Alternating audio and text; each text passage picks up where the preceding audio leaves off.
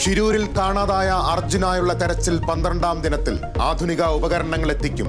ഗംഗാവലി പുഴയിൽ ചങ്ങാടമിറക്കി തെരച്ചിൽ നടത്തും. അടിയൊഴുക്കും ശക്തമായ മഴയും വെല്ലുവിളി.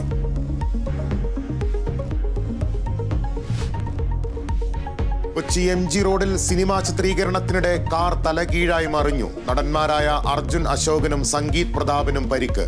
അപകടം റൊമാൻസ് എന്ന സിനിമയുടെ ഷൂട്ടിങ്ങിനിടെ.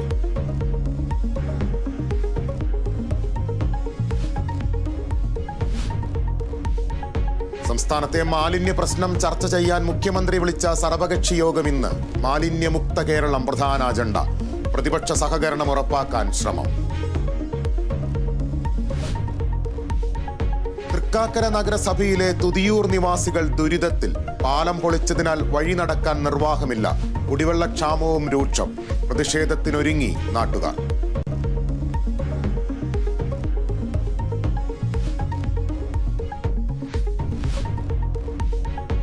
പ്രധാനമന്ത്രിയുടെ അധ്യക്ഷതയിൽ നീതി ആയോഗ് യോഗം ഇന്ന്. ബജറ്റിലെ അവഗണനകളിൽ പ്രതിഷേധിച്ച് യോഗം ബഹിഷ്കരിക്കാൻ പ്രതിപക്ഷ മുഖ്യമന്ത്രിമാർ. കേരളത്തിൽ നിന്ന് മന്ത്രി KN ബാലഗോപാൽ പങ്കെടുത്തേക്കും. യോഗത്തിൽ ഇന്ത്യ മുന്നണിയുടെ ശബ്ദമാകുമെന്ന് മമതാ ബാനർജി.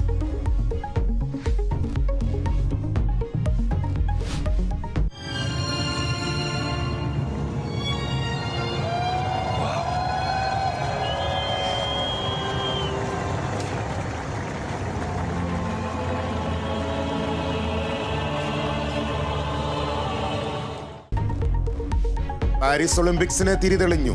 ജൂഡോ താരം ടെഡി റീനറും സ്പ്രിന്റ് താരം മെറി ജോസെ പിറട്ടും ചേർന്ന് തിരിതെളിയിച്ചു.